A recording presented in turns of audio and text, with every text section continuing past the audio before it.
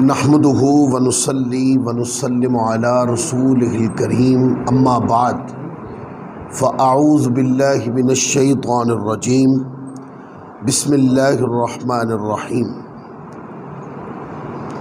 या साहिबल जमाली व या सय्यिदल बशर मिन वजहिकल मुनीर लक़द नुव्विरल क़मर ला युमकिनुस सनाउ कमा कान हक़्क़ुहु बादस खुदा बुजुर्ग तुई क़िस्सा मुख्तसर व अहसनु मिनका लम तरक़त ऐनी व अजमलु मिनका लम तलिद निसाउ खुलिक़त मुबर्रअन मिन कुल्लि ऐब कअन्नका क़द खुलिक़त कमा तशाउ बलगल उला बिकमालिही कशफ़द दुजा बिजमालिही हसुनत जमीअ ख़िसालिही सल्लु अलैहि व आलिहि दुरूद सलाम पढ़िए। अल्लाहुम्मा सल्लि व सल्लिम व बारिक अला सय्यिदिना व मौलाना मुहम्मद व बारिक व सल्लिम व सल्लु अलैहि। आज रमज़ानुल मुबारक 1444 हिजरी बमुताबिक सन 2023 का जुमातुल वदा है और मस्जिद में जुमातुल मुबारक की अदायगी के लिए हम हाज़िर हैं। आज जिस मौजू पर गुफ्तगू करनी है वह है कि वालिदैन की फर्मा बरदारी की अहमियत और उनकी नाफरमानी के नुकसानात। जो दोस्त नमाज तरावी में हमारे साथ शामिल थे उन्होंने देखा कि हमने इस मौजू पर बड़ी जानदार अंदाज में गुफ्तगू सही मुस्लिम के दर्स की सूरत में भी एक दर्स में की थी, वो यूट्यूब के ऊपर अपलोड भी किया गया है। वालिदैन की फर्मा बरदारी एक ऐसी अहम बात है कि जिसको अल्लाह रब्बुल इज़्ज़त की रज़ा मतलूब हो उस बंदे को वालिदैन की रज़ा भी मतलूब होनी चाहिए। जो बंदा वालिदैन का नाफरमान हो, कसदन नाफरमानी करता हो, इल्म रख के नाफरमानी करता हो, वालिदैन को अज़ियत तकलीफ़ परेशानी में रखता हो, वो अगर इस काम को करके साथ कहे कि मैं रब को राज़ी कर लूँगा तो ये उसकी एक ऐसी गलत फहमी है कि जिसके ऊपर यानी एक ऐसी बीमारी में मुब्तला है वो कि जिसका जब तक वो ये गुनाह तर्क नहीं करेगा इस बीमारी का इलाज नहीं है। कितने लोग ऐसे होते हैं वो अपनी ज़िंदगी के अंदर वालिदैन की नाफरमानी को भी पकाते रहते हैं और अल्लाह को राज़ी करने की कोशिश भी करते रहते हैं। यूँ बेकार ज़िंदगी गुजार देते हैं लोग। अपनी ज़िंदगी की मकसदियत को समझो। अगर ज़िंदगी की मकसदियत अल्लाह रब्बुल इज़्ज़त को राज़ी करना है तो अल्लाह की रज़ा पोशीदा है कि वालिदैन को राज़ी किया जाए और वालिदैन की रज़ा अल्लाह ताला अज़्ज़ व जल की रज़ा है। फिर वालिदैन की फर्मा बरदारी, उनके साथ हुस्न सलूक करना, उनके साथ मोहब्बत से पेश आना, उनकी तल्ख़ बात को भी सर झुका के कबूल करना। जब तक वो खिलाफ शरीयत हुक्म न दे तब तक उनकी हर दुनियावी बात को, हर सख्त बात को नरम मिजाजी से, मोहब्बत से, शफ़क़त से सर झुकाकर अदब के अंदाज में कबूल करना या उस बात के आगे रद्द अमल न देना, ये बंदे पे ज़रूरी है।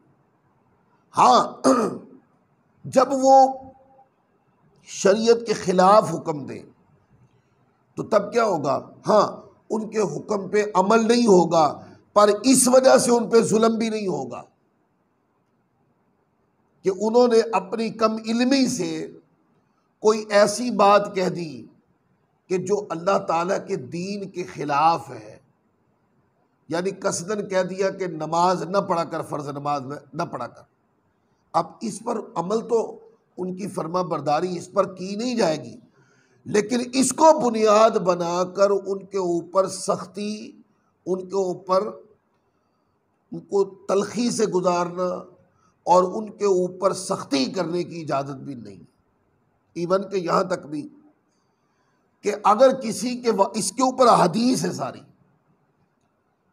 इसके ऊपर एक लंबा मेरा एक दर्स चल रहा है, अल अदबुल मुफरद, इमाम बुखारी रहमतुल्लाह अलैह की ये किताब है। उसके कमो बेश मैंने कोई 250-300 से ज़्यादा अहादीस मैंने सिलसिलावार गुफ्तगू के अंदर बयान किए, उसमें मैं वो सारी अहादीस बयान कर चुका हूँ। लेकिन चूँकि आज रमज़ान मुबारक का आखिरी महीना है, तो लोग कहीं ये ना समझे कि शायद सजदे कर लिए हैं तो रब राज़ी हो गया है। सजदों में भी रब की रज़ा है, पर इसके अलावा बकिया उमूर को भी तर्क नहीं किया जाएगा। इस नुक्ते की बुनियाद पर यह मजमून बना है। तो बात मैं कर रहा था कि अगर किसी के वालिदैन काफिर हो और बच्चा मुसलमान हो, और वालिदैन कहे कि दीन तर्क कर दे, दीन हक को छोड़ दे, तो कहते हैं कि वालिदैन की ये बात नहीं मानी जाएगी,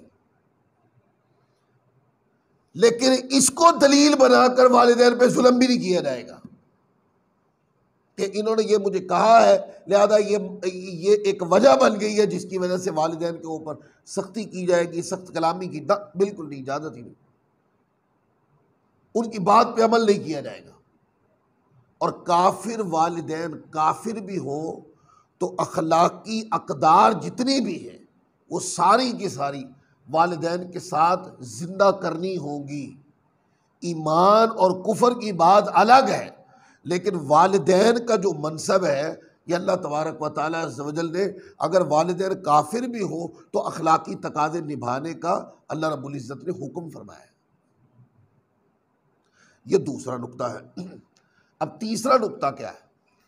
तीसरा नुक्ता ये है कि वालिदैन की फर्मा बरदारी की बात जब रब्बे कायनात ने इरशाद फरमाई तो कुरान मजीद में ऐसे ऐसे मुकामात आए कि अल्लाह ने जहाँ इबादत का जिक्र किया है, इबादत के ऐन साथ वालिदैन की फर्मा बरदारी का जिक्र भी किया, सिर्फ अहमियत समझाने के लिए कि जैसे इबादत की अहमियत बहुत ज़्यादा है, इबादत की अहमियत बहुत ज़रूरी है। इबादत ऐन दीन और ऐन ईमान है और ऐन रज़ाए रब्बी है, उसके बिल्कुल साथ वालिदैन की फर्मा बरदारी को जोड़ दिया ताकि लोगों को समझ आए कि इबादत की अहमियत भी है, उसी तरह दीन के अंदर वालिदैन की फर्मा बरदारी की अहमियत भी है। अभी हम दर्जा बंदी नहीं कर रहे कि दर्जा बंदी में ऊपर नीचे कौन, नहीं, हम सिर्फ अहमियत की बात कर रहे हैं। कुरान मजीद के अंदर ये पहली आयत करीमा पढ़ने लगा ताकि कुरान मजीद की आयात की सूरत में ये मफहूम हम पर वाज़ेह हो जाए कि वालिदैन की फर्मा बरदारी की अहमियत बहुत बड़ी और बहुत ज़रूरी है। अल्लाह रब्बुल इज़्ज़त, ये सूरत बकरा है, फरमाया कि वइज़ अख़ज़ना मीसाक़ बनी इसराईल ला ताबुदून इल्लल्लाह व बिल वालिदैन इहसाना व ज़िल क़ुरबा वल यतामा वल मसाकीन व क़ूलू लिन्नास हुस्ना हुस्ना व अक़ीमुस्सलात व आतुज़्ज़कात सुम्मा तवल्लैतुम इल्ला क़लीलन मिनकुम व अंतुम मुअरिदून। अब मैं इसका तर्जुमा पढ़ने लगा हूँ, बड़ी तवज्जो के साथ इसका तर्जुमा सुने। अल्लाह ताला फरमाता है, यानी ये हुक्म अल्लाह ताला ने बनी इसराइल को दिया था और वो कुरान पाक में भी नाजिल कर दिया। कुरान पाक में नाजिल क्यों किया? इसलिए कि इस हुक्म की अहमियत जो है वो मुसलमानों की तरफ भी है। फरमाया कि और याद करो जब हमने बनी इसराइल से पुख्ता वादा लिया था कि अल्लाह के सिवा किसी की इबादत ना करो। बात आ गई इबादत की। अल्लाह के अलावा किसी की इबादत न करो। और साथ फरमाया व बिलवालिदैन एहसाना, और माँ बाप के साथ नेक सलूक करना। ऐन इबादत के साथ क्या, सिर्फ माँ बाप की फरमा बरदारी, उनके साथ हुस्न सलूक करना, उनसे नरम मिजाजी से पेश आना, उनके साथ अदब से पेश आना, ये बात सिखाने और समझाने के लिए और इसकी अहमियत को उजागर करने के लिए अल्लाह तबारक व तआला ने ऐन हुक्म इबादत के साथ वालिदैन के साथ हुस्न सलूक की बात की। फिर आगे फरमाया, और फरमाया इबादत के बाद माँ बाप के साथ हुस्न सलूक, और उसके बाद जब माँ बाप के साथ हुस्न सलूक के तकाजे निभा लो तो फिर रिश्तेदारों, यतीमों, मिस्कीनों से भी नेकी करना। अब वो लफ्ज़ आते कुरान में, फरमाया कि इहसान व ज़िल कुर्बा वल यतामा वल मसाकिन,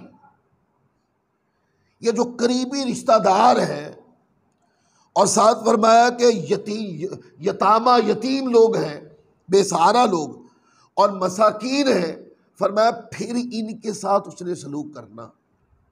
पर इनसे पहले किनके साथ करना? माँ बाप के साथ। और जब ये बात बयान हो गई, फिर कुरान मजीद आगे फरमाता है, फरमाया कि और दीगर लोगों से अच्छी अच्छी बातें करना। ये बाकी जो बाहर की बातें हैं ना, फिर करना लोगों से, और नमाज कायम करना, ज़कात देते रहना। फिर चंद आदमियों के सिवा तुम सब ने मुंह मोड़ लिया और तुम हो ही रूगर्दानी करने वाले, कि अल्लाह ने ये हुक्म दिया था और बनी इसराइल ने इसको फरामोश कर दिया। अब हमने इससे समझना क्या है? हमने ये समझना है कि माँ बाप के साथ हुस्न सलूक करना, ये इबादत के साथ जोड़कर जो बयान किया गया, अहमियत बताने के लिए। इबादत करने वालों को माँ बाप के साथ हुस्न सलूक भूलना नहीं चाहिए। इबादत किसकी करता है बंदा? अल्लाह की। किसको राजी करने के लिए करता? अल्लाह को। तो वो रब जिसकी हम इबादत करते हैं, और इबादत के जरिए जिस रब को राजी करना चाहते हैं, वो रब कहता है कि वालिदैन के साथ उसने सलूक भी करके आओ, वालिदैन के साथ अदब से पेश होके आना, वालिदैन के सामने अकड़ना मत, अपनी आवाज को ऊंची मत करना, वालिदैन के साथ धाड़ना मत, वालिदैन ने कुछ तलब किया है तो गुलामाना अंदाज में, बादब अंदाज में पेश करना, और देकर चीजें माँ बाप को एहसान मत जितलाते फिरना कि मैंने ये किया, मैंने ये किया, फला मैंने किया, फला मैंने किया। ये कसावत अपनी तबीयत की माँ बाप को मत दिखाना। और ये भी जुमला बोल दूं, कहीं बाद में रह न जाए, कोई बंदा माँ बाप पर जब खर्च करता है तो इसका मतलब ये कि उसने माँ बाप पर एहसान कर दिया। ये नहीं सोचना उसने कि मैंने माँ बाप पे खर्च किया, मैंने माँ बाप को दिया, मैंने फला कर दिया, मैंने ये किया, मैंने वो किया। ये नहीं, माँ बाप पर खर्च करके सोचना ये नहीं है कि मैंने माँ बाप पर एहसान किया। सोचना ये है कि क्या मैं माँ बाप का हक अदा कर पाया हूं। सोचने के जावियात को बदलना है। ये खुराफाती, दुनियावी, पलीद और कमीनी सोच है कि माँ बाप पे खर्च करके एहसान जितलाते फिर। गंदी सोच है। नहीं, माँ बाप पे खर्च करके अपने रब का शुक्र अदा करना, मौला इनका एहसान तो मैं नहीं अदा कर सकता, इन्होंने जो रहमत, जो करम, जो फजल इन्होंने मुझ पर किया है, मैं क्या इनका एहसान अदा करूं कि छोटी उम्र से लेकर इन्होंने मुझे पाला पोसा, बड़ा किया, पढ़ाया है, हुनर सिखाया, इल्म पढ़ाया, मुझे बड़ा आदमी बना दिया। आज मैं अगर खूबसूरत ज़िंदगी जी रहा हूँ तो मेरे माँ बाप का इसमें बहुत आला किरदार है। मेरे माँ बाप ना होते तो मैं आज इस किरदार का मालिक ना होता। तो मौला मैं तेरा शुक्र अदा करता हूँ कि तूने करम किया और मुझे माँ बाप की खिदमत की तौफीक दे दी। ये है सोच इंसानों वाली। ये कहना कि मैं देता हूं तो मैंने एहसान किया, ये जानवरों से बदतर सोच है, इसकी कोई फजीलत नहीं। माँ बाप पे कोई कितना भी खर्च कर ले, कोई हक अदा कर सकता है? नहीं कर सकता। तो एक आयत करीमा आपने देखा, बिल्कुल इबादत के साथ, हुक्म इबादत के साथ ऐन माँ बाप के साथ हुस्न सलूक आ गया। फिर अगली आयत करीमा देखें, अल्लाह रब्बुल इज़्ज़त ने इरशाद फरमाया कि वाबुदुल्लाह वला तुशरिकू बिही शैअन व बिल वालिदैनि इहसाना व बिज़िल कुर्बा वल यतामा वल मसाकीनी वल जारि ज़िल कुर्बा वल जारिल जुनुबी वस्साहिबि बिल जंबि वब्नि सबील वमा मलकत ऐमानुकुम इन्नल्लाह ला युहिब्बु मन कान मुख्तालन फ़खूरा। ये पारा नंबर 5 है और सूरत निसा है और तीसरा रुकू है ये 5वें सिपारे का। अल्लाह फरमाता है और अल्लाह की इबादत करो। ये बड़ी तवज्जो से सुनिएगा, अल्लाह की इबादत का हुक्म आ गया है। फरमाया और अल्लाह की इबादत करो और उसके साथ किसी को शरीक मत ठहराओ। साथ फरमाया और वालिदैन के साथ अच्छा सलूक करना। सेम उसी तरह जैसे मैंने सूरत बकरा की आयत पढ़ी थी, उसी तरह ये आयत करीमा सूरत निसा में आ गई कि अल्लाह की इबादत करो, उसके साथ किसी को शरीक मत ठहराओ, और उसके फौरन बाद ज़कातों की, खैरातों की, बकिया अखलाक के तकादों की बात बाद में की है। पहले ये फरमाया कि माँ बाप के साथ उसने सलूक करना। फिर आगे वालिदैन के साथ अच्छा सलूक करना, और जब वालिदैन के साथ अच्छा सलूक कर लो, फिर आगे कहा नेज़ रिश्तेदारों से, यतीमों से, मस्कीनों से, रिश्तेदार वगैरह, रिश्तेदार हमसायों और हम मजलिस साथियों, मुसाफिरों और जो लोग ग़ुलाम और लौंडियाँ तुम्हारे कब्ज़े में हैं, उनके साथ भी हुस्न सलूक से पेश आओ। बेशक अल्लाह ताला गुरूर और फ़ख्र करने वालों से मोहब्बत नहीं करता। अड़ जाने वाली तबीयत, जलील कर देने वाली तबीयत, दूसरे के मनसब और दूसरे के मुकाम को बिल्कुल यानी कि नामालूम कर देने वाली तबीयत, फरमाया अल्लाह को मुतकब्बिर पसंद नहीं है। अकड़ते फिरते अकड़ी हुई तबीयत पसंद नहीं है रब को। मौला तुझे कौन सी तबीयत पसंद है? हाँ, अब इसका इशारा दे रहा हूं। वो क्या पसंद है तबीयत? वो जो झुकी हुई हो। अकड़े हुए तो दरख्त पे फल नहीं लगता, तो बंदे को ऊपर करम क्या होना है? जिंदा मिसाल नहीं है क्या?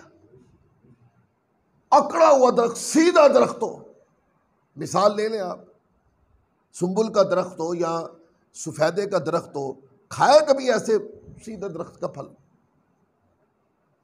और जिस पे फल लगा होता है कैसा झुका हुआ होता है? तो इसका मतलब ये है कि अल्लाह को मुतकब्बिरीन पसंद नहीं है। यानी कि अल्लाह की इबादत करो, उसके शरीक मत करो, और माँ बाप के साथ उससे सलूक करो, और साथ फिर रिश्तेदारों से, यतीमों से, मिस्कीनों से, फिर हमसायों से, मुसाफिरों से, गरीब बाजार में आने वाले लोगों के साथ, हमसायों के साथ। फरमाया कि मीठा बोलो, प्यार बांटो, मोहब्बत बांटो, अपने से लोगों के अंदर अच्छाई मुंतकिल करो। अपनी तबीयत की सख्ती की वजह से लोगों को अजियत और तकलीफ मत कर दो। अपनी बदमाशी की वजह से मुआशरे के अंदर बद अखलाकी मत फैलाओ। मना किया कि देना है तो क्या करो? फरमाया कि अगर देना है मुआशरे को तो मीठे बोल का पैगाम दे दो, मोहब्बत दे दो। हमारे असातिज़ा में से एक उस्ताद साहब थे, अक्सर फरमाया करते थे, जो बंदा सख्त तबीयत का हो, जो बंदा अकड़ मिजाज हो और अकड़ मिजाज भी हो, और अपनी बात जनाब दूसरे पे मुसल्लत कर देने वाला, और तो मैं सुनता नहीं अपनी बात के खिलाफ, तो मैंने फला, यानी जिसको इस तरह की काफ़ी सारी बीमारियां लगी हुई।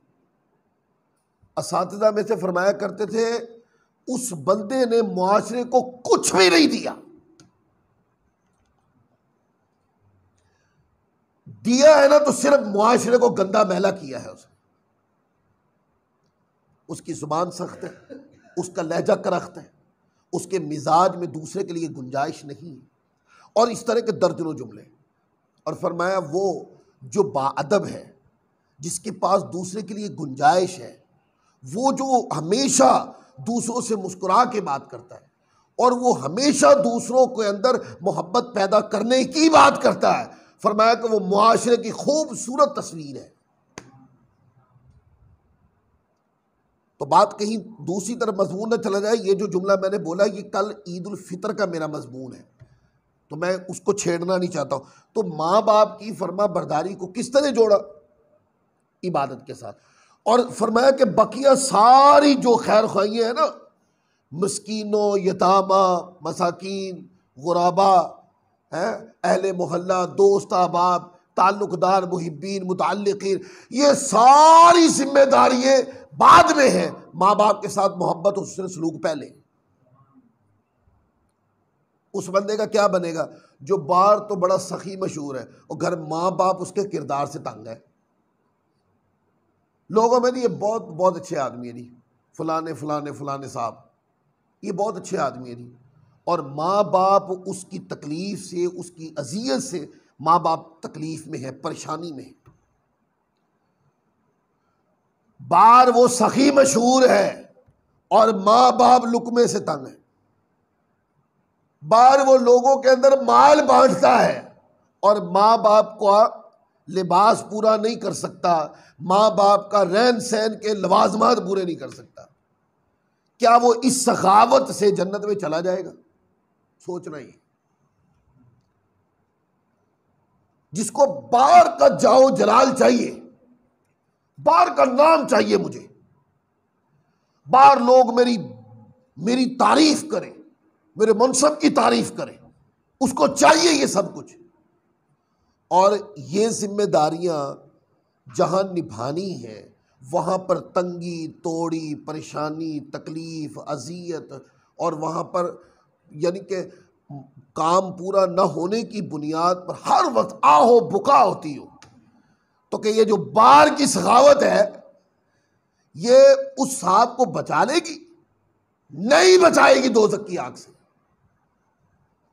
क्योंकि माँ बाप के साथ हुस्न सलूक पहली तरजीह है। उसने जो वाजिब और पहली और ज़रूरी और बड़ी अहम तरजीह जब उसने वो तरक कर दी तो बाहर वाली निभाता भी फिर कौन सी बात है। ये तो ऐसे ही हो गया कि एक बंदा वो कलिमा न पढ़े और कहे कि मैं नमाजें पढ़ता जाऊँ, तो पढ़ता जाओ नमाजें। ये मिसाल मैंने किसी ख़ास पैराए में दी है। बताना मकसूद ये है कि अल्लाह का एक हुक्म है, बंदा उस हुक्म को नज़रअंदाज करके बाकी ज़ैली अहकाम को पूरा करने की कोशिश करे तो ये चीज़ें तो उसको अल्लाह के अताब से बचा नहीं सकी। एक वाक़या मैंने अपने दुरूस के अंदर, रमज़ान मुबारक के दुरूस में जुरैज का वाक़या सुनाया था। एक शख्स था, बनी इसराइल का, बड़ा इबादत गुजार था, इबादत करता रहता था। उसकी माँ बहुत बूढ़ी हो गई थी, इवन के उसके पलकें यानी ये भवें थी उसकी, वो इतनी बढ़ गई थी कि वो पलकों को उठाकर यानी भवों को उठाकर फिर वो देखती थी और कमर से झुक गई थी। तो वो नौजवान था जुरैज, नेक आदमी था, वली आदमी था, इबादत करता रहता था। वो इबादत में मसरूफ़ था। माँ किसी तकलीफ़ की वजह से आई और आकर हुजरे के बाहर से आवाज़ दी कि जुरैज मेरी बात सुनो। अब वो जुरैज जो था वो इबादत में था। उसने क्या किया कि अपनी नफली इबादत को जल्द तकमील करके माँ की फर्मा बरदारी की तरफ नहीं किया। उसने क्या किया, उसने रब से कहा मौला तेरी इबादत है और मेरी माँ का हुक्म है तो मैं तेरी इबादत को तरजीह देता हूँ। गौर इस बात पर नहीं किया कि माँ बाप की फर्मा बरदारी भी रब का ही हुक्म है। अगर इबादत करना रब का हुक्म है तो माँ बाप की फर्मा बरदारी भी रब का हुक्म है। उलमा ने यहाँ तक लिखा है किताबों के अंदर नफली इबादत से ज़्यादा मौक़िद है कि अगर माँ बाप तकलीफ़ में हो तो उनकी फर्मा बरदारी कर, उनकी खिदमत कर। फ़र्ज़ इबादत नहीं कर रहा हूँ मैं, नफली इबादत। और फ़र्ज़ इबादत में तत्बीक करनी चाहिए, यानी कि उसको बहुत शार्ट कर लेना चाहिए कि अगर माँ बाप अज़ियत में है, तकलीफ़ में है, परेशानी में, तो वो उसने कहा मौला एक तरफ मेरी माँ है और एक तरफ तेरी इबादत, मैं तेरी इबादत को तरजीह दूँ। उसकी माँ ने दूसरी बार फिर पुकारा, जुरैज मैं तेरी माँ हूँ तो मेरी बात को सुन, किसी तकलीफ़ और अज़ियत की वजह से वाई होगी। दूसरी बार माँ की आवाज़ सुनी तो उसने फिर दिल ही दिल में कहा मौला एक तरफ तेरी इबादत है और एक तरफ मेरी माँ, मैं तेरी इबादत को तरजीह देता। हत्ता कि तीसरी बार या चौथी बार, मुख्तलिफ रिवायात, उस माँ ने अपने उस बेटे को ये कहा कि तुझे मौत ना आए तब तक जब तक तुझ पर किसी गंदी औरत का इल्ज़ाम ना लगे कि मैं तकलीफ में हूं, मैं अजियत में हूं। नफली इबादत इख्तियारी होती है, माँ बाप की फर्मा बरदारी करने के बाद भी वो की जा सकती है। तो क्या हुआ, वो नहीं, यानी कि फर्मा बरदारी नहीं की, हत्ता कि माँ वापस चली गई। वो फिर पूरा वाक़या आता है कि एक गडरिया उसके हुजरे में रहता था, उस कबीले की किसी खातून के साथ उसने गैर अखलाकी हरकत की, जिससे उस खातून ने एक बेटे को, बच्चे को जन्म दे दिया। उस खातून से पूछा गया कि इसका बाप कौन है, तो उस खातून ने उस हुजरे की तरफ इशारा करके कि वो हुजरे वाला इसका बाप है। अब गांव वालों ने ये समझा कि शायद ये जो इबादत गुजार है इसके नाम ले रही है। वो गए और उन्होंने जुरैज को पकड़ के ना, इबादत गुजार जो था उसको पकड़ के मारा, और उसका वो जो हुजरा था ना वो सारा मुनहदिम कर दिया और ख़त्म कर दिया और बादशाह के पास ले गए। या बाज़ रिवायात में आता है कि उससे पूछा कि ये तूने किया है, ये बच्चा तेरा है?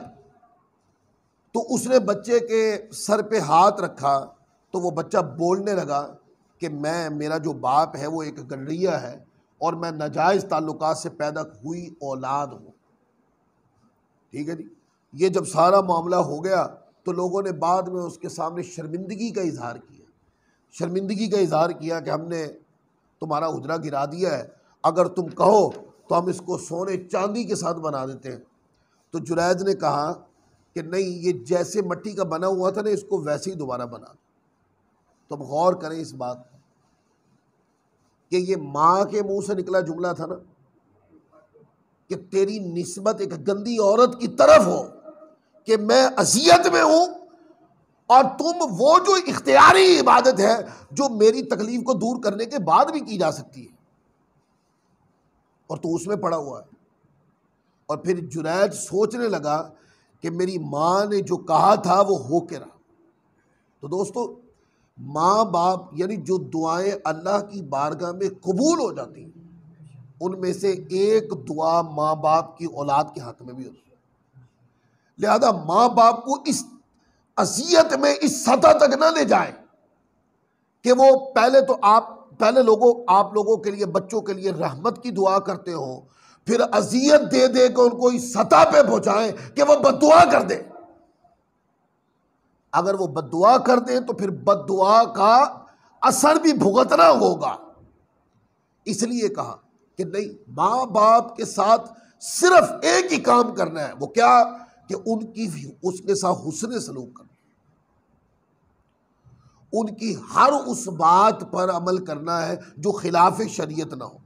अगर खिलाफ शरीयत बात का हुक्म दे तो उसमें भी खिलाफ शरीयत बात पर अमल नहीं किया जाएगा, पर अजियत फिर भी उनको नहीं दी जाएगी। ये कुरान ये समझा रहा है, हदीस ये समझा रही। कई लोग ऐसे हैं, उनको आज तक ये बात ही नहीं समझ आई कि कारोबार में जो सफलताएं मिल रही हैं, कारोबार में जो उठान मिल रही है, कारोबार में जो बढ़ोतरियाँ हो रही हैं, कारोबार में जो मुनाफा ज़्यादा आ रहा है, उनकी अकल में आज तक ये बात नहीं आई कि ये मेरे माँ बाप की दुआओं का नतीजा, उनकी अकल में नहीं आई ये बात। और वो लोगों को आगे बताते फिरते, और जी मैं बड़ी कोशिश कर रहे हैं जी, मैं मेरी कोशिश से हुआ जी, मैं तो दिन रात एक काम कर रहा हूँ। अच्छा, दिन रात काम करने वाले बहुत लोग हैं और उनको कुछ नहीं बच रहा। अगर आपको भी दिन रात आप भी काम कर रहे हैं, असल मकसद जो होता है ना उसमें बरकत का होता है। दिन रात काम करें और बरकत ना हो तो करे गधे की तरह काम, कुछ भी नहीं होने वाला। और अगर बरकत हो गई तो आपको दिन रात काम नहीं करना, पर चंद घंटों की मेहनत ही उसमें बड़ी बरकत हो जाए। कभी गौर किया कि घर से निकले हैं, हमें तो अपने लिए दुआ करना भी याद नहीं है, हमें तो माँ बाप से सलाम करना भी याद नहीं है, और हमारे दरवाजे से निकलने से पहले माँ बाप दुआएं देना शुरू कर दें, या अल्लाह मेरे बेटे की खैर फरमाना, इसको अच्छा सुथरा रिज़्क देना, इसको दुनिया की जिल्लत से महफूज फरमाना। ये जो दुनिया की जिल्लत से बच गए हो, ये तुम्हारा इसलिए क्या किरदार, ये माँ बाप की दुआएं। हम असातिज़ा से पढ़ा करते थे तो असातिज़ा ये अक्सर फरमाया करते थे कि बेटे अपनी कामयाबियों को अपने बड़ों के नाम करो ताकि बरकत ज़्यादा हो। बड़ों के नाम किया करो अपनी कोई भी कारकर्दगी हासिल हो, कोई भी नेमत मिले तो बड़ों की तरफ निस्बत किया करो, अपने रब से शुक्र अदा से शुरू करो कि ये मेरे रब का करम है, ये हुज़ूर अलैहिस्सलाम के वसीले का सदका है, उनकी नजर करम है, ये मेरे माँ बाप की दुआओं का नतीजा है। अपने आप को खारिज कर दो, मेरा कुछ नहीं है, जो कुछ है रब का करम है, उसके हबीब की निगाह है, मेरे माँ बाप की दुआ है, मेरे मुर्शिद की निगाह है। अपने बड़ों की तरफ कर दो, उन नेक हस्तियों की तरफ इसकी निस्बत कर दो, अल्लाह और करम फरमाएगा और अता करेगा और फजल फरमाएगा। और अगर कोई कहे कि मैं ही मैं हूं, तो ये मैं जमीन में ऐसा उल्टा गाड़ देगी कि सांस भी नहीं ले सकेंगे आप।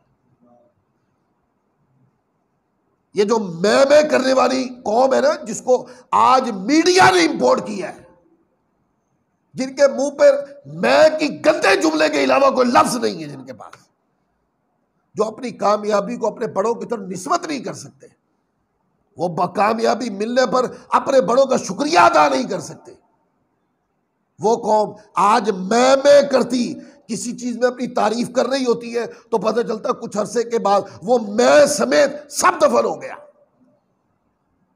फिर रब से गिलों की तरफ आ जाते। हाँ, तुमने शुक्र अदा नहीं किया जैसे करना चाहिए था, तुमने उनका शुक्र अदा नहीं किया जिनका करना चाहिए था, तो ये सजा है, लो सारा कारोबार खत्म, हाथ धो के बैठो घर, मौज करो। और जो शुक्रगुजार हो, जो माँ बाप की दुआएं लेने वाला हो, जो कोई इनाम मिले तो अल्लाह रसूल की बारगाह में पेश होने के बाद कहे मेरी माँ मेरे बाप ये आपकी दुआओं का सदका है, मैंने ये कमाया, मेरे बाप मैंने जो कमाया है वो ला के माँ बाप की झोली में रख दिया है, आप अपने हाथों से बांटे ताकि इसमें बरकत ज्यादा हो। कोई पूछे तुम्हारे पैसे में बरकत क्यों है, उन्हें कहना मेरे माँ बाप जो तकसीम करते इसलिए बरकत है इसमें। और आज एक कौम आ गई है वो माँ बाप से छुपाने लग गई है। कितनी ज्यादती की बात नहीं है ये क्या मतलब माँ बाप से हुस्न सलूक का बदला लिया जा रहा है? हमने तो जो माँ बाप की शख्सियत को देखा और पढ़ा है, हमने तो ये देखा है अगर एक लुकमा भी है ना, सिर्फ एक लुकमा बाप के पास खाने का, और बच्चों ने मांग लिया तो बाप ने वो भी इसार कर दिया। बाप कहता है ये मेरी औलाद मुस्कुरा रही है ना, बस यही मेरा पेट भर गया। ये औलाद कहां गई? माँ बाप अपना सब कुछ इसार कर दे औलाद के ऊपर और औलाद छुपा छुपा के ले जाए। तो फिर ये बात ज़हन में रख लीजिएगा, जो फसल बीज रहे हैं ना, ये बोनी जो आपने बीजा है ना, ये काटनी भी पड़ेगी। ये थोड़ी है कि गंदम बीजो और जनाब अली बीजो कोई और चीज और काटो गंजम, ऐसे नहीं होता। जो करेंगे वो भुगतेंगे भी। अगर आज माँ बाप के साथ ऐसा किया है ना, तो कुछ अर्सा गुजरना, 10, 12, 15 साल के बाद आपने भी माँ बाप बन जाना। तो फिर वो कहते हैं ना कि फिर पता चलेगा कि माँ बाप को अज़ियत देने का माना क्या होगा। तो फिर आपका मन चाहेगा कि मैं माँ बाप की फजीलत पे बयान सुनूं, मैं अपने माँ बाप की फजीलत पर अपनी औलाद को बयान सुनाऊं। कोई असर नहीं होना उन बयानों का, क्योंकि तुमने अपने माँ बाप के साथ सही नहीं किया। लिहाजा आज कुछ नहीं होने वाला। और जिन लोगों ने माँ बाप को एक सुकून का आईना देखा, वो जब माँ बाप को देखते तो उनको महसूस ऐसा होता कि यार मैं अपने माँ बाप को देखता हूँ ना, मुझे सुकून हासिल होता है। मेरे माँ बाप मेरे पैसे को खर्च करें, मुझे इसमें ज़्यादा लज्जत आती। मैं कोई चीज़ लेके आऊँ, मुझे शौक़ नहीं है कि मैं इसको काट के बांटूँ सारे घर वालों को, ना, मुझे शौक़ ये है कि मेरे माँ बाप करें ऐसा, मुझे शौक़ इस चीज़ का। तो फिर जब आपकी बारी आएगी ना माँ बाप बनने की, तो आपको औलाद की तरबियत करनी नहीं पड़ेगी, रब खुद इधर मोड़ देगा। खुद ब खुद अक्लें मुड़ जाती हैं, अल्लाह की बरकत से, करम से मुड़ जाती हैं। तीसरी आयत देखें। अब तीसरी आयत में ना लैंग्वेज का तकाजा सिखाया, लैंग्वेज कि अपनी ईगो को ना नीचे करो, माँ बाप के सामने नीचे करो, यह सिखाया कुरान मजीद ने। और वो एक ऐसा लफ्ज़ कलाम फरमा दिया, इरशाद फरमा दिया कुरान मजीद ने, जो मुतदावल है, उर्दू में भी, सराइकी में भी, पंजाबी में भी, और पर्शियन ज़ुबान में भी, इवन कि शायद अंग्रेज़ी में भी, मुझे इल्म नहीं, और अरबी में भी। एक ऐसा लफ्ज़ इस्तेमाल कर दिया कि जो उस कैफियत के अंदर अमूमी तौर पर यह बोला जाता है। वो क्या? आप देखते हैं कि अगर किसी को कोई चीज़ पसंद ना आए तो उफ कहता है, उफ, मैं तो नहीं करता, मैं नहीं करना ऐसा, है ना।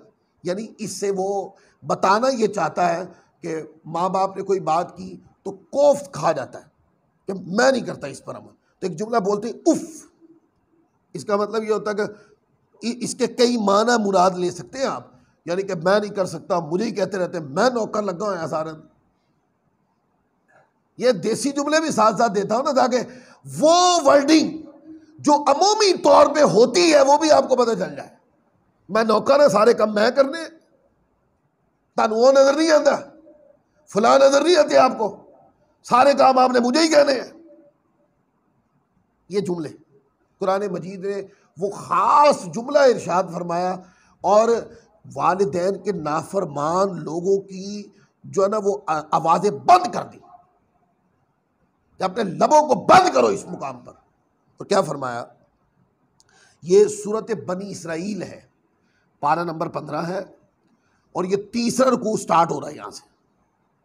और फरमाया कुरान मजीद ने, वक़ज़ा रब्बुका अल्ला ताबुदू इल्ला इय्याहु व बिल वालिदैनि ihसान। अब मैं ये तीसरी चौथी आयत पढ़ रहा हूँ और साथ आपको दिखा रहा हूँ इबादत के साथ, ऐन हुक्म इबादत के साथ वालिदैन के साथ उसने सलूक। फरमाया कि और ए महबूब मुकर्रम सल्लल्लाहु अलैहि वसल्लम, आप फरमाया कि आपके रब ने फैसला फरमा दिया कि उसके सिवा किसी की इबादत न करो और माँ बाप के साथ नेक सलूक करो। और फिर आगे लफ्ज़ हैं, जब माँ बाप के साथ नेक सलूक कर लो, फरमाया वाबिस जिल कुर्ब, अब फरमाया इल्ला इय्याहु व बिल वालिदैनि ihसान, जब माँ बाप के साथ हुस्न सलूक कर लो। इम्मा यबलुगन्ना इंदकल किबरा अहदुहुमा औ किलाहुमा फला तकुल लहुमा उफ्फिन वला तनहरहुमा वकुल लहुमा कौलन करीमा। अब तो लैंग्वेज के लफ्ज़ भी दे दिए कि कैसे बोलने हैं। कहा अगर तुम्हारी ज़िंदगी में वालिदैन में से कोई एक या दो बुढ़ापे की उम्र को पहुंच जाए, यानी जब वो कमा न सके, जब उनकी ताकत कमज़ोर हो जाए, क्योंकि अगर माँ बाप जवानी में है और कोई बदतमीजी करे और कहे मैं नहीं कमा के देना, मैं नहीं कमा के दे सकता, तो बाप कहेगा ना कमा, मैं खुद कमा लूंगा, तुम्हें भी तो कमा के पाला तो मैं अपना आप भी पाल लूंगा। लेकिन वो खास बुढ़ापे की उम्र कि जब उसकी ताकत जवाब दे जाए, वो सारी जिंदगी तुम पर एहसान करते करते करते करते अपने खून के कतरे कम करते इस सतह पे पहुंचा कि अब वो अपने इख्तियार में बहुत कमजोर हो गया और उम्र उसकी आखिरी बुढ़ापे की उम्र आ गई। तो फरमाया वो उम्र जब बुढ़ापे की उम्र को पहुंच जाए, फरमाया उन्हें उफ तक भी ना कहना, मशवरे भी ना देना। ये तो होता है बस ऐਵੇਂ ही करना है। माँ बाप के सामने ये एक मशवरे देने का एक अंदाज ये भी होता है, वो आबादी ऐਵੇਂ ही करना, बस जे तुहानू कहता ना ऐਵੇਂ ही करना। ये मशवरा कीता है, माँ बाप ने हुक्म सुना है, ये सिवाय बदतमीजी इसका कोई अजर नहीं है। माँ बाप के सामने ऐसे कौन पेश होता है? इसलिए फरमाया जब वो उम्र, पता है जब बाप जवान हो तो यूं बात करेंगे ना, तो इसके रद्द अमल में जो थप्पड़ आएगा ना, वो आपके 14 तबक रोशन कर देगा। लेकिन खास जब वो बुढ़ापे की उम्र को चले जाए, जब उनकी ताकत जवाब दे जाए, जब वो कमजोर हो जाए और वो अपने इख्तियार को उस तरह इस्तेमाल न कर सके, फरमाया उस वक्त उनको उफ तक नहीं कहना। अगर मशवरा देना है तो अपने जुमले से माँ बाप को कायल करना है, अब्बा जी या वालिद साहब, ये जो बात मैं अर्ज कर रहा हूं इसकी ये अफादियत है। वालिदैन हमारी बात के मफहूम को देखकर खुद एक्सेप्ट करेंगे, ये समझ में आती है बात। मुसल्लत मत करना, यानी कि सादा लफ्जों में माँ बाप के सामने बाजारी बकवास मत करना। ये सादा लफ्जों में समझा रहा हूं, उफ नहीं कहना। माँ बाप के सामने सरेंडर कर देना अपने आप को, उनके एहतराम में सरेंडर कर देना अपने आप को, उनके अदब में अपने आप को सरेंडर कर देना। उनके सामने जब उनकी मोहब्बत में ऐसा गुम होना है कि उनके सामने सर नहीं उठाना, कोई सख्त जुमला नहीं बोलना। और फिर आगे कहा उफ नहीं कहना, और साथ फरमाया और न कभी झड़कना। वो जो मैंने कहा था, ये जुमला कुरान पाक में आ गया, और कभी झड़कना मत उनको। बुढ़ापा है ना, बुढ़ापा कब किसी के इख्तियार में होता है? बीमारी और बुढ़ापा एक चीज़ है दोस्तों, ये समझिएगा बात, कॉमन बात है। बुढ़ापा और बीमारी एक चीज़ होती है। बीमारी में बंदा इख्तियार में नहीं होता, बुढ़ापे में बंदा इख्तियार में नहीं होता। बंदा बुढ़ापे में कई बातें ऐसी करता करके फिर वो सोचता है यार ऐसा नहीं होना चाहिए, लेकिन क्यों हो गई? बुढ़ापे की कमज़ोरी की बुनियाद पर। जब बच्चा, ये एक मिसाल दे रहा हूँ, इसको कोई नेगेटिव मत ले, ये इसका मतलब ये नहीं है कि जो बड़े लोग होते हैं, ये मैं उनकी मिसाल दे रहा हूँ, नहीं, सिर्फ एक बात दिमाग में डालने के लिए। जब बच्चा छोटा होता है तो आप देखते हैं कि किस तरह हम रहमत से, मोहब्बत से, शफकत से बच्चे के साथ पेश आते हैं, ये कहकर कि भाई ये अभी कमज़ोर है, ये क्या है, कमज़ोर है, लिहाजा मोहब्बत से पेश आते, उसकी हर ख़ता माफ़ करते, हर गलती माफ़ करते, हर होने वाली उससे ख़ता माफ़ कर देते, करते हैं कि नहीं? तो बच्चा होता है ना बंदा, बचपनापन से बंदे की ज़िंदगी शुरू होती है, फिर बंदा आला किस्म का समझदार बन के बुढ़ापे में दोबारा वहीं आ जाता है। तो जब वो दोबारा पलट के दोबारा बुढ़ापे में यानी कमज़ोरी का शिकार हो जाए और एक बच्चे की तरह उसका वजूद हो जाए, तो फिर क्या करे? अभी तो आजमाइश है ना औलाद के ऊपर कि जब तुम बच्चे थे तो इनकी रहमत देखना, अब जब जिंदगी गुजार कर ये उस उम्र में आ गए हैं तो तुम्हारा इम्तिहान है, देखते तुम क्या करते हो इनके साथ। ये तुम्हें झिड़कते नहीं थे, ये नहीं झिड़कते थे, तुम्हारी बोली, तुम्हें लफ्ज़ों में बोलना नहीं आता था, पर तुम्हारे हाथ के, तुम्हारे मुंह के, तुम्हारे चेहरे के इशारे समझते थे ये लोग, और ये इशारों से अंदाज़ा लगा लेते थे कि मेरे बच्चे को चाहिए क्या, मेरे बच्चे को तकलीफ़ क्या है। हैं। और माँ बाप बुढ़ापे में जाकर तो कलाम भी करते हैं, वो तो बोलते भी हैं, वो तो कहते भी फलां चीज़ चाहिए। तो जब तुम बुढ़ापे में थे, जवान औलाद, जब तुम बचपन में थे और माँ बाप जवान थे, तो ये तुम्हारे इशारे को समझते थे। अब ये बुढ़ापे में आ गए और मिसरे बच्चा हो गए ताकत के एतबार से, और तुम जवान हो गए, क्या तुम समझ सकोगे इनकी लैंग्वेज को? ये तो दुख लफ्जों में बयान कर रहे हैं ना, तुम्हारा दुख तो इशारों में समझते थे। ये लफ्ज है, फरमाया कि झड़कना मत, बिल्कुल नहीं झड़कना इनको। और फिर आगे फरमाया, और जब इनसे बात करना आए, हाय हाय, फरमाया कि वला तनहरहुमा वकुल लहुमा कौलन करीमा। फरमाया और जब इनसे बात करना तो बड़ी ही ताजीम के साथ बात करना। गली मोहल्ले की यारों दोस्तों की गंदी सोहबत की बदमाशी इनके सामने मत लाना, अल्लाह नाराज हो जाएगा। अगर रब राजी करना है तो इनके सामने अदब से पेश आना, इनके सामने मोहब्बत से पेश आना, इनके सामने सरापा अमन बन जाना, इनके सामने सरापा अदब बन जाना, सरापा ताजीम बन जाना, और अपने अदब से इनके मुंह से ये जुमले बेसाख्ता निकलवाना कि ये कहे मौला मेरी औलाद की खैर फरमा, वो जुमले तेरी कामयाबी होंगे। बीवी शादी हो गई ना, तो बीवी घर आ गई, बीवी ने आके शौहर को हुक्म सादिर फरमा दिया कि माँ बाप के नाल नहीं मैं रहना। तो आजकल कोई ज़्यादा पढ़ी लिखी कौम जो है ना, वो अक्सर कहती होती जी क्या करें जी, बीवी के हुकूक जो है ना क़यामत वाले दिन पूछा जाएगा। तो ये मसला भी मैं बयान कर दूं, वो यूं है कि औरत के लिए ना, औरत के लिए उसका जो शौहर है ना वो पहले है, उसके माँ बाप बाद में। बड़ी तवज्जो से जुमला सुनिएगा ताकि ज़हन में मुस्ताहज़र हो जाए।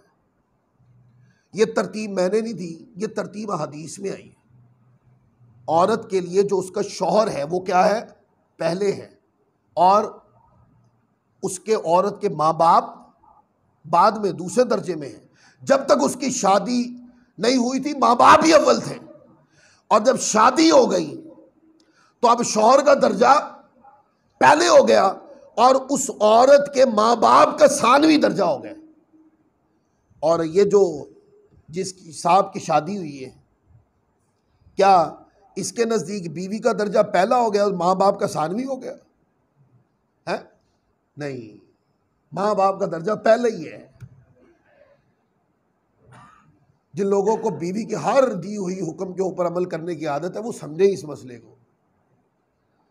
बीवी की नाफरमानी का तो मैं कोई दर्स नहीं दे रहा हूँ। अज़दवाजी ज़िंदगी हमेशा एक मशवरे से गुजारी जाती और एक मोहब्बत के तकाज़ों के ऊपर ये खूबसूरत ज़िंदगी का उसलूब बनता है, ठीक है ना। अपने अहलिया के साथ मशवरा करना और मोहब्बत और राफत से पेश आना, अखलाक और किरदार से पेश आना, ये कामिल मुसलमान की अलामत है। अगर इसको कोई बंदा कहे ना कि ये बीवी का ग़ुलाम होना है तो झूठ बोलता है वो बंदा, वो अहादीस पर तान करता है, ऐसा बंदा गलत बात करता है।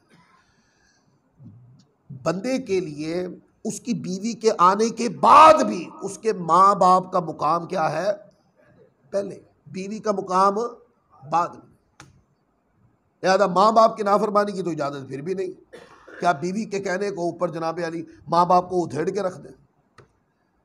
और यह भी गौर फिक्र करना चाहिए कि मेरी बीवी जो है वो क्या मेरे माँ बाप की खिदमत कर रही है कि नहीं।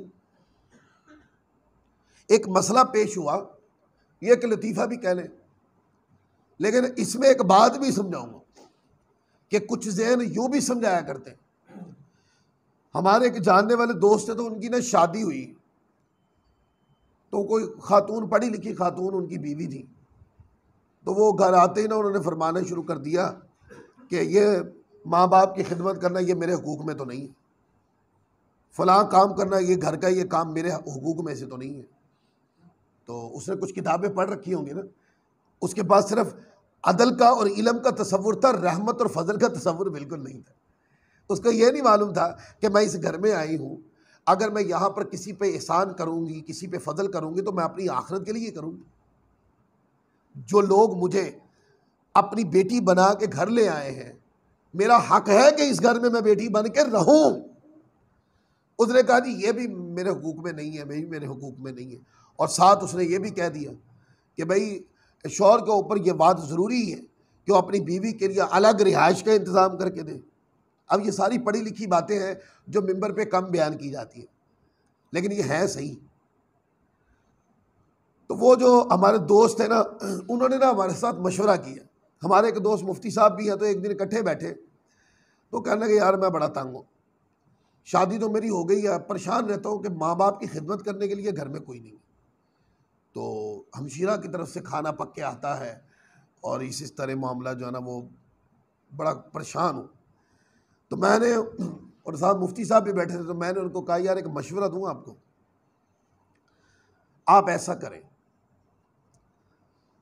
आपको कुरान ने इजाज़त दी है ना, आप मालदार आदमी भी हैं और आप दूसरी शादी करके उसके हुकूक अदा कर सकते हैं। उसने कहा बिल्कुल, फैक्ट्री का मालिक हो, लाखों रुपए करोड़ों रुपए का बिजनेस है, मसला ही कोई नहीं।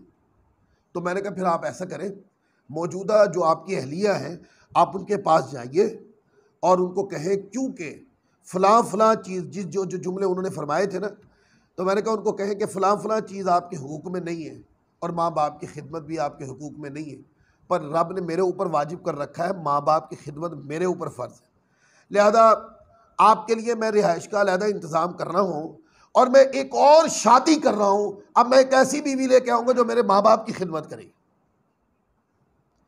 तो वो जो पहले वाली बीवी कहने लगी नहीं अगर खिदमत करनी तो फिर मैं ही तैयार हूँ, फिर कौन, आप दूसरी शादी ना करें ना।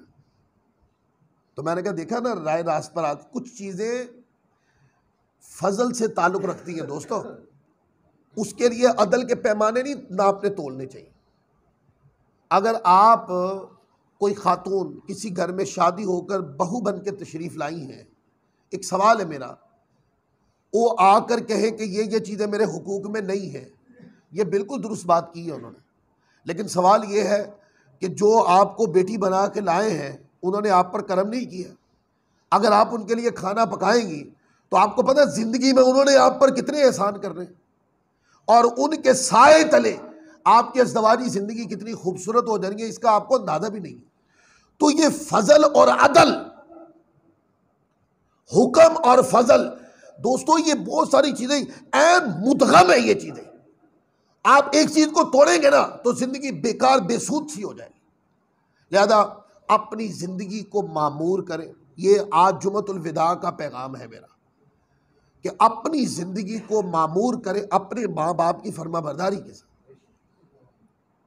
फर्मा बरदारी इस उसलूब से करनी है कि इंतशार भी नहीं होने देना, ऐसा ना हो कि फर्मा बरदारी की आड़ में किसी और के हुकूक पामाल होना शुरू हो जाए। नहीं, हिकमत और तदबीर का पैमाना तर्क नहीं करना, वो जिंदा रहेगा। माँ बाप के अदब में कमी नहीं आनी चाहिए। लिहाजा जब माँ बाप के अदब में कमी नहीं आएगी, आप देखिएगा इनकी दुआओं से ज़िंदगी की कितनी गुत्थियाँ जो सुलझ जाएंगी। अल्लाह ताला हमें अमल की तौफीक